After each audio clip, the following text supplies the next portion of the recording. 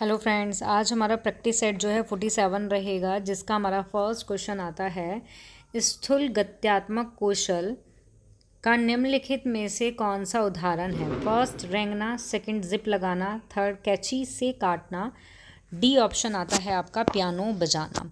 तो इसका correct answer जो है वो हो जाएगा आपका रेंगना हो जाएगा आपका। ठीक है, क्यों? क्योंकि जो ये तीनों के तीनों ऑप्शन हैं ये आपके किसके हैं? सूक्ष्म गत्यात्मक कौशल के। ठीक है, और ये जो है ये आता है रेंगना, आता है आपका स्थूल गत्यात्मक कौशल। अब सबसे पहले तो आपको यहाँ ये समझना है कि जो स्थूल गत्यात्मक कौशल होता है वो होता क्या है। ठीक है, क्योंकि ज़रूरी नहीं है आपका क्वेश्चन में जो है ऑप्शन यही आए, रेंगना आए। इसके अलावा बहुत सारे ऑप्शन है, तो हर एक ऑप्शन तो याद रहता नहीं है। तो आपको स्थूल गत्यात्मक कौशल के बारे में अगर पता है कि वो होता क्या है, तो फिर आपका ऑप्शन में कोई भी आ जाए एग्जाम्पल, तो आप उसको करेक्ट आंसर करके आओगे। ठीक है, तो आपका जो स्थूल गत्यात्मक कौशल है इसको हम क्या कहते हैं? ये एक ऐसी क्रियाएं होती हैं जिसमें क्या है, हमारे शरीर की जितनी भी क्या होती हैं, बड़ी मांसपेशियाँ, जितनी भी बड़ी मांसपेशियाँ होती हैं, जैसे कि हमारी टांग, हमारी बाजू, हमारी धड़, इनकी पेशियों का तब हम उपयोग करते हैं। और बड़े शारीरिक आंदोलन के लिए मोस्टली क्या है, ये किया जाता है। फॉर एग्जांपल आपका जैसे रेंगना हो गया, ठीक है, आपका क्या हो गया, चलना हो गया। तो चलने में क्या है, हम टांगों का यूज़ कर रहे हैं। इसमें हमारी बड़ी मांसपेशियाँ जो हैं उनको उपयोग में हम लाते हैं। ठीक है, कहने का मतलब यही है, इन शॉर्ट यही है कि स्थूल गत्यात्मक कौशल वो कौशल क्रियाएं होती हैं जिसमें हमारे शरीर की बड़ी मांसपेशियां का क्या है, उपयोग किया जाता है। क्लियर? और ये कौशल जो हैं बच्चों में जन्म से किशोर अवस्था तक क्या है, विकसित होते हैं। ओके, और इनमें जो संतुलन होता है, जो बड़ी पेशियों को नियंत्रित करने की जो क्षमता होती है, वो भी क्या होती है, शामिल होती है आपकी। ओके, तो क्लियर हो गया आपको कि स्थूल गत्यात्मक कौशल जो है वो होता क्या है। और यहीं अगर इसके अपोजिट में अगर हम बात करते हैं, जो हमारा आता है सूक्ष्म गत्यात्मक कौशल, इसमें भी यही आता है आपका कि 3 एग्जाम्पल दिए हुए हैं। ज़रूरी नहीं है भाई यही ऑप्शन दे दें आपको, क्वेश्चन आपका किसी भी तरीके से आ सकता था। स्थूल की जगह आपसे क्वेश्चन में पूछ लेते कि सूक्ष्म गत्यात्मक कौशल कौन सा नहीं है, तो करेक्ट आंसर ये हो जाता। क्यों? क्योंकि ये तीनों के तीनों तो हैं। तो आपको मीनिंग पता होना चाहिए क्वेश्चन का, जो टॉपिक है उसका मीनिंग पता होना चाहिए। उसका मीनिंग पता है तो ऑप्शन आपका दुनिया में कहीं से भी एग्जामिनर रख दे, कोई फ़र्क नहीं पड़ता, आपका क्लियर होना ही होना है, आपका एक नंबर तो आना ही आना है उस जगह। ठीक है, तो इसी तरीके से हम CDP में क्या है, अपने 25+ मार्क्स जो हैं ला सकते हैं। और पेडागोजी की बात करते हैं हम, तो हमारे क्या है, हमारे 90 मार्क्स तो यूँ ही आ जाते हैं 150 में से। ठीक है, तो हमारा सूक्ष्म गत्यात्मक कौशल की तरफ अगर हम आते हैं, तो आपको ध्यान में रखना है ये होता क्या है हमारा। तो ये इसका अपोजिट है। तो इसमें क्या है, हमारे शरीर की छोटी मांसपेशी, ठीक है, शरीर की छोटी मांसपेशियां जो होती हैं उनका उपयोग करते हैं हम इस कौशल में। जबकि हमारे स्थूल में क्या था, जो शरीर की बड़ी मांसपेशियां थी उनका यूज़ करते हैं। इसमें आपके फॉर एग्जांपल आ सकते हैं जो आपके हाथ होते हैं, जो आपका हैंड है, हैंड आता है, इसमें हैंड आता है, और इसकी हैंड की जो फिंगर्स होती हैं, एक सेकेंड, स्थूल में क्या होता है, आपका हैंड आ जाता है, और इसकी जो ये उंगलियां होती हैं, आपकी उंगली और आपका जो हाथ आ जाता है ये, ठीक है, ये आता है आपका सूक्ष्म में आता है, जिसमें छोटी मांसपेशियों का उपयोग किया जाता है आपका। जैसे फॉर एग्जांपल आपके 3 एग्जांपल तो दिए हुए हैं आपके। ठीक है, इसके अलावा तुम्हारा क्या हो सकता है, लिखना हो सकता है। तो लिखते हैं हम किससे, उंगलियों से लिखते हैं, या फिर बटन लगाना हो सकता है, या किसी वस्तु को पहनना, किसी वस्तु को उठाना, या फिर खाना खाना। तो हम मोस्टली क्या करते हैं, इनमें जो हमारी छोटी मांसपेशियाँ होती हैं उनका यूज़ हम करते हैं। ठीक है, तो ये होता है हमारा सूक्ष्म गत्यात्मक कौशल। तो क्लियर हो गया आपको जो कौशल हैं ये, ठीक है, क्लियर हो गए आपको ये स्किल्स जो हैं, दोनों के दोनों स्किल्स, सूक्ष्म वाले भी और स्थूल वाले भी। नाउ नेक्स्ट क्वेश्चन आता है हमारा, नेक्स्ट क्वेश्चन इज़ कि बालक का विकास किस ओर बढ़ता है। ए ऑप्शन आता है प्रॉक्सी मॉडिस्टल, सेकेंड ऑप्शन आता है विशिष्ट से सामान्य, सी ऑप्शन आता है पैर से सिर की ओर, डी ऑप्शन आता है जटिल से सरल की ओर। तो बालक का जो विकास है वो जटिल से सरल की ओर तो नहीं बढ़ता भाई, पैर से, अगर पैर की बात करें तो पैर से सिर की ओर थोड़ा ना बढ़ता है, नहीं, सिर से पैर की तरफ बढ़ता है, तो ये भी इनकरेक्ट हो गया।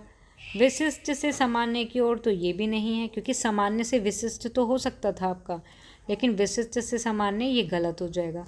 तो बचा क्या आपका इस ऑप्शन में, आपका आंसर आ जाता है फिर प्रॉक्सी मॉडिस्टल, ठीक है, कि बालक का विकास जो है प्रॉक्सी मॉडिस्टल मीन्स आपका, प्रॉक्सी मॉडल का मतलब आपका यही है कि जो आपका शरीर है ये, इसका जो केंद्र है, क्या है ये केंद्र, ठीक है, केंद्र से कहाँ की ओर होता है, बाहर की ओर होता है, केंद्र से शुरू होता है ये और आपका कहाँ जाता है, बाहर की तरफ जाता है आपका, लेकिन स्टार्ट कहाँ से होता है, यहाँ से, फर्स्टली यहाँ, और क्या है सेकेंडली आपका बाहर की ओर जाता है। मीन्स पहले क्या है आपके धड़ की ओर, कहाँ पे, धड़ की ओर रहता है, केंद्र में धड़ होता है, और फिर बाहर मीन्स आपके जो और अंग होते हैं, जो आपके शरीर के अंग होते हैं उसकी तरफ जाता है। ओके, फॉर एग्ज़ाम्पल आपका है कि एक बच्चा है, ठीक है, वो पहले अपने हाथों, बाहाँ जो होती हैं उसको हिलाना सीखता है, देखा होगा आपने, उसके बाद क्या करता है वो, पहले आपका देखो, हाँ यहाँ पे समझो आप, ये बिल्कुल नॉर्मल है, सबको पता होना चाहिए, और ये इससे रिलेटेड आपका जो क्वेश्चन है वो आता ही है मोस्टली एग्ज़ाम में आपका, ठीक है। तो कोई छोटा शिशु है, वो पहले अपनी जो उसकी बाहाँ होती हैं उनको हिलाना सीखता है, उसके बाद वो अपनी उंगलियों की तरफ जाता है या फिर उंगलियों का उपयोग करके किसी भी वस्तु को क्या करता है, पकड़ता है। तो यही सिद्धांत बताता है कि केंद्र के पास की जो संरचनाएं होती हैं वो केंद्र से दूर की संरचना से पहले विकसित हो जाती हैं आपकी। क्लियर, तो क्लियर हो गया आपको प्रॉक्सी मॉडिस्टल जो है। ओके, नाउ नेक्स्ट आता है, नाउ नेक्स्ट क्वेश्चन इज आता है आपका, next question is very very very important question है आपका, मोस्ट इम्पोर्टेंट क्वेश्चन है आपका, ठीक है।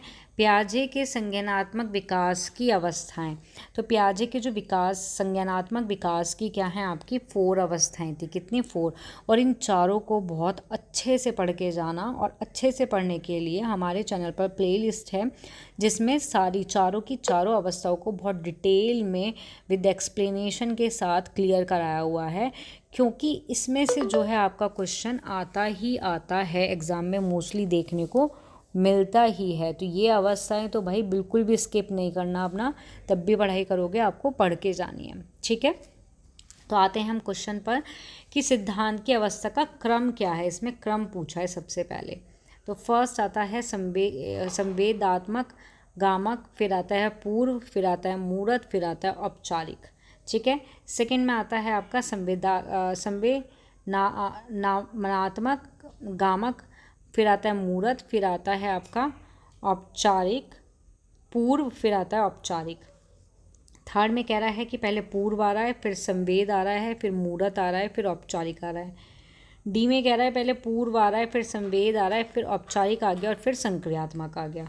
बी ऑप्शन में देखो यहाँ पे ये फर्स्टली वाला पॉइंट देख लिया करो बस, ठीक है, और इसमें आ गया। तो यहाँ कुल मिला के ये है कि जो आपका करेक्ट आंसर होगा वो होगा आपका फर्स्ट ऑप्शन, ठीक है, क्योंकि पहले क्या आती है संवेदनात्मक गामक, आपका जो काल है वो आता है, सेकंड पे पूर्व संक्रियात्मक, थर्ड पे मूर्त संक्रियात्मक, और नाउ नेक्स्ट और लास्ट आता है आपका औपचारिक, ठीक है। तो हमारा ए ऑप्शन जो है वो करेक्ट आंसर हो जाएगा, ठीक है, क्योंकि जो आपकी संवेदनात्मक जो आपका काल होता है, जो अवस्था होती है, ये होती है आपकी जन्म से 2 वर्ष की, ठीक है, जन्म से 2 वर्ष की होती है। जबकि आपकी जो पूर्व संक्रियात्मक जो काल होता है ये होता है आपका 2 से 7 वर्ष का। और यहाँ अगर मुहूर्त की बात करते हैं तो ये आता है 7 से 11 वर्ष का। और औपचारिक की बात करते हैं तो ये आता है आपका 11 से अधिक। ठीक है, तो इस एज के अकॉर्डिंग ही आपको पता लग गया होगा कि इसमें कौन से वाला ऑप्शन सही रहेगा। कि फर्स्टली आपका सेंसरी मोटर आता है, फिर पूर्व संक्रियात्मक, फिर मूर्त संक्रियात्मक, फिर औपचारिक संक्रियात्मक काल आता है आपका। ठीक है, यहाँ आपको एक बात और ध्यान रखनी है कि यहाँ इसी देखो ये क्वेश्चन है, क्वेश्चन का ये ऑप्शन है, ऑप्शन आपका ए सही हो गया। अब इस ऑप्शन में से भी आपका क्वेश्चन निकल के आ सकता है। लाइक कैसे, आपको बोलेंगे कि संवेदनात्मक गामक जो काल है ये कौन से ईयर में होता है, या बालक कौन से ईयर का कितने साल का होता है जब ये काल होता है। तो आपको 4 ऑप्शन दे देंगे, 1 2 3 4। तो आपको पता होना चाहिए कि जन्म से 2 वर्ष का जो काल होता है आपका वो कौन सा होता है, वो होता है आपका संवेदनात्मक गामक काल। ओके, तो आपके इसी तरीके से क्वेश्चन बन के आ जाते हैं। इसलिए मैं बोलती हूँ वीडियो स्किप मत किया करो। ऐसा नहीं है क्वेश्चन देखा आंसर देख लिया, आंसर में से भी क्वेश्चंस निकल के आ जाते हैं आपके। ठीक है, नाउ नेक्स्ट क्वेश्चन आता है आपका। नेक्स्ट क्वेश्चन इज़ कि विज्ञान में मूल्यांकन, विज्ञान में जो मूल्यांकन है वो क्या है, पूर्णतः है आपका पूर्णतः वैज्ञानिक तथा बहुविकल्पीय परीक्षण होने चाहिए। सेकंड, विद्यार्थियों की क्रियाकलापों के अंत में होना चाहिए। थर्ड, सभी क्रियाकलाप का एकीकृत भाग होना चाहिए। या डी ऑप्शन, केवल विषय प्रत्ययों को शामिल करें तथा प्रक्रिया व अभिवृत्तियों को छोड़ दें। तो यहाँ केवल आ रहा है तो ये तो भैया इनकरेक्ट हो ही जाएगा आपका फर्स्टली तो आपका।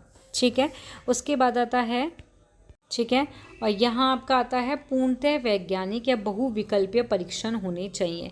तो ऐसा नहीं है कि भाई बहुविकल्पीय परीक्षण ही हों आपके। बी ऑप्शन आता है विद्यार्थियों के क्रियाकलाप के अंत में होना चाहिए। तो अंत में भी नहीं होना चाहिए, ये भी इनकरेक्ट हो गया, ये भी इनकरेक्ट। यहाँ केवल है, ये भी इनकरेक्ट। तो यहाँ आपका कौन सा ऑप्शन बचा, सी ऑप्शन, कि सभी क्रियाकलाप का एकीकृत भाग होना चाहिए आपका। ठीक है, नाउ नेक्स्ट क्वेश्चन आता है आपका। नेक्स्ट क्वेश्चन इज कि समावेशित विद्यालय योजना के संदर्भ में कौन सा कथन गलत है। ए ऑप्शन, समानता की भावना का विकास करना। बी ऑप्शन, धनात्मक आत्मसम्मान का विकास करना। सी ऑप्शन, विशेष आवश्यकता वाले विद्यार्थियों में आत्महीनता की भावना का विकास करना। यह आपका डी ऑप्शन आता है कि विशेष बालकों के लिए नैतिक आचरण को उठाना। तो आपका जो गलत पूछा गया है तो आपका करेक्ट आंसर हो जाएगा सी, क्योंकि आत्महीनता की भावना को क्या है, विशेष आवश्यकता वाले विद्यार्थियों में विकसित नहीं करना चाहिए। ठीक है, जबकि समावेशी विद्यालय योजना का मतलब क्या होता है, इसका मतलब ही ये है आपका कि जबकि क्या है आपका समानता की भावना का विकास, मतलब कि समान अवसर प्रदान करना, ये सुनिश्चित करना कि हर छात्र वो चाहे किस उसकी जो योग्यता है, योग्यता उसकी कैसी भी हो, उसकी पृष्ठभूमि कैसी भी हो आपकी, लेकिन उनको समान अवसर प्रदान किए जाएंगे। ठीक है, और यहाँ आता है धनात्मक आत्मसम्मान का विकास, जो पॉजिटिव आत्मसम्मान है उसके विकास पर भी ध्यान दिया जाता है। विशेष बालकों में नैतिक आचरण को भी उठाना चाहिए। तो ये सारी चीज़ें करेक्ट हैं समावेशी विद्यालय योजना के अकॉर्डिंग, बट गलत में आपका सी वाला ऑप्शन आ जाएगा। तो मीन्स करेक्ट आंसर हो जाएगा आपका C option. Okay, next question आता है। नेक्स्ट क्वेश्चन इज़, ये आपका यूपी टेट के लिए भी इम्पोर्टेंट है कि मनोविज्ञान का क्षेत्रवादी सिद्धांत किसने दिया। Kurt Lewin, Skinner, third option Kohlberg, या डी ऑप्शन आपका ब्रूनर। तो इसका जो करेक्ट आंसर हो जाएगा वो हो जाएगा आपका लेविन। कुर्ट लेविन ने क्या है, क्षेत्रवादी सिद्धांत दिया था। आपके जो कुर्ट लेविन है इनका मानना ये था कि जो व्यक्ति का व्यवहार है वो क्या होता है, वो उसके जीवन का जो क्षेत्र होता है उससे प्रभावित होता है। मीन्स कि जो उसकी आंतरिक क्या होती हैं, आंतरिक होती है, और जो उसके बाह्य मतलब बाहरी जो कारक होते हैं वो शामिल होते हैं इसके अंदर। ऐसा कौन कहते हैं? कर्ट लेविन कहते हैं। ठीक है। और आपके जो आंतरिक अगर कारक की बात करते हैं तो इसमें वो चीज़ें आती हैं लाइक मतलब प्राकृतिक जो होती है, जो तुम्हारा नेचर होता है, क्या होती है? प्रकृति। ठीक है। प्रकृति और जो मानव होता है इसके बीच में इनके बीच के जो अंतर का जो संबंध होता है उनके प्रभाव का अध्ययन करा जाता है इसमें। लाइक जैसे आपका मानव के भूगोल का जन्म दिया है। ठीक है। इसी तरीके से आता है आपका बाहरी कारक। बाहरी कारक में आता है आपका तकनीकी आती हैं इसमें आपकी तकनीकी का विकास, जो मानव को प्राकृतिक वातावरण के बंधनों को कम करने में क्या करता है? हेल्प करता है, मतलब कि श्रम को बढ़ाता है, उच्चतर आवश्यकता जो होती हैं उनको पूरा करने का क्या है? अवसर देता है आपका। ठीक है। नाउ नेक्स्ट आता है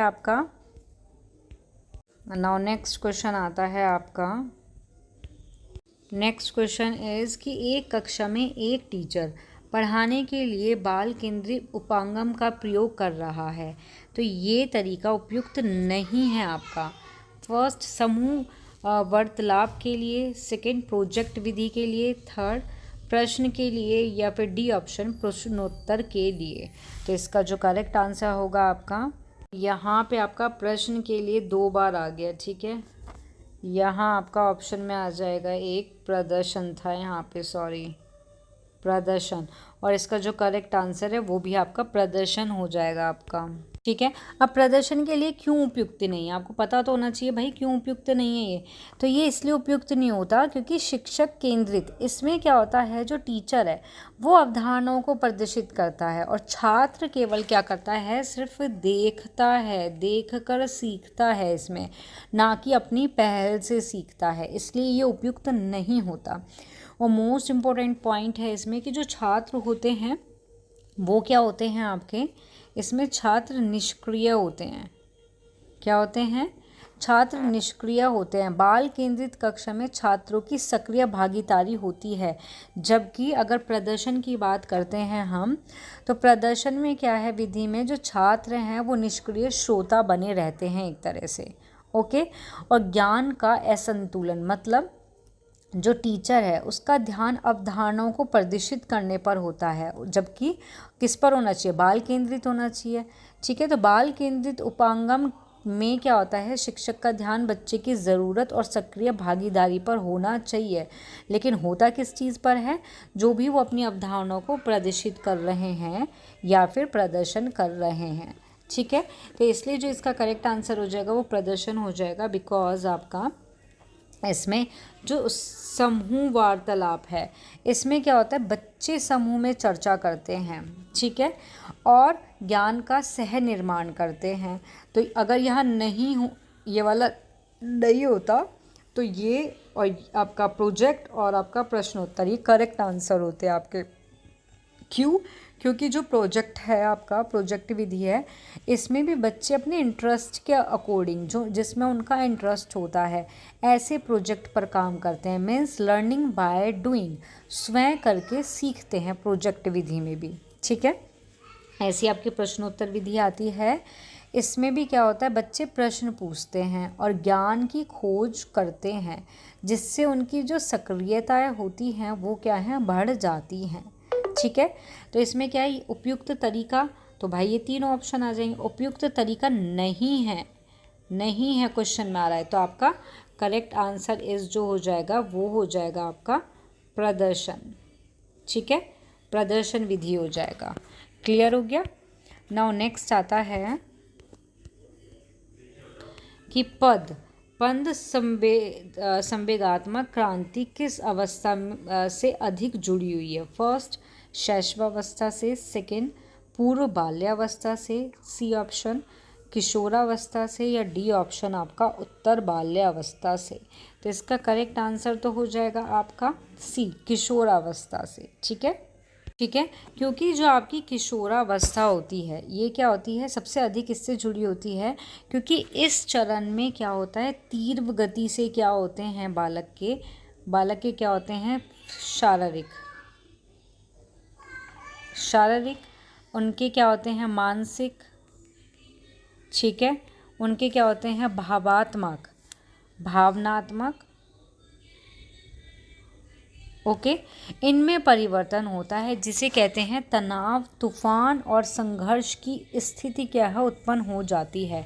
मोस्टली आपका एक क्वेश्चन पूछा भी जाता है यूपी टेट में कि आपका पूछा जाता है कि तनाव, आपकी क्या है तनाव, तूफान और संघर्ष की अवस्था जो है वो कौन सी है, तो वो है आपकी किशोरावस्था। एक क्वेश्चन यहाँ से निकल के आ गया आपका, ठीक है।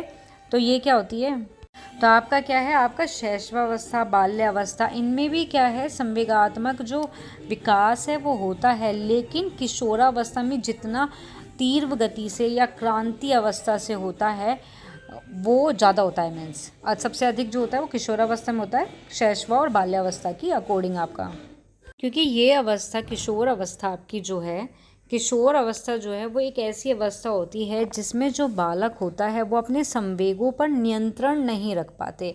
मीन्स क्रोध उनका, ठीक है, क्या चीज़, जो क्रोध होता है, ठीक है, उन पर क्या है नियंत्रण नहीं रख पाते। सहानुभूति होती है, ये भावनाओं को क्या है तीव्रता से क्या है व्यक्त कर सकते हैं। ओके, तो क्लियर हो गया आपको ये पॉइंट। नाउ नेक्स्ट क्वेश्चन आता है आपका, नेक्स्ट क्वेश्चन इज़ कि निचली कक्षा में पढ़ाते समय एक शिक्षक को प्राथमिकता देनी चाहिए। ए ऑप्शन कथन पर, सेकंड व्याख्यान पर, थर्ड दत्त कार्य पर, या डी समूह चर्चा पर। तो आ रहा है क्वेश्चन में प्राथमिक कक्षा में, निचली कक्षा में प्राथमिकता किसको देनी चाहिए, तो करेक्ट आंसर हो जाएगा आपका कथन पर। मीन्स इसका मतलब आपका क्या होता है, कहानी भी होता है, क्या होता है कहानियाँ। क्यों देनी चाहिए, क्योंकि ये विधि जो होती है वो बच्चों की सुनने की क्षमता, जो उनकी सुनने की क्षमता होती है, ठीक है, जो उनकी कल्पना शक्ति होती है, कल्पना जो उनकी शक्ति होती है, ठीक है, जो उनकी शब्दावली होती है उनको बढ़ाती है और उन्हें भाषा से क्या कर देती है, जोड़ देती है और एक आनंददायक सीखने का एक माहौल बना देती है। बहुत इंटरेस्टेड सीखने का क्या है, लर्निंग का माहौल बना देती है, ठीक है। और ये विधि छात्रों को कहानी से जुड़ने में मदद करती है और उनके सीखने को एक अर्थपूर्ण प्रक्रिया भी बनाती है आपकी, ठीक है। नाउ नेक्स्ट क्वेश्चन आता है आपका, नेक्स्ट क्वेश्चन इज़, नेक्स्ट और लास्ट क्वेश्चन है कि युवा अधिगमकर्ता में निम्न में से कौन से पढ़ने में कठिनाई घातक नहीं है। ए ऑप्शन अक्षर और शब्द अभिज्ञान में कठिनाई, बी ऑप्शन पठन गति व प्रभाव में कठिनाई, सी ऑप्शन मजबूत मौखिक प्रभाव में कठिनाई, या स्पेलिंग निरंतरता में कठिनाई। तो करेक्ट आंसर इज इसका हो जाएगा मजबूत मौखिक प्रभाव, इसका हो जाएगा कि घातक नहीं होती, ठीक है।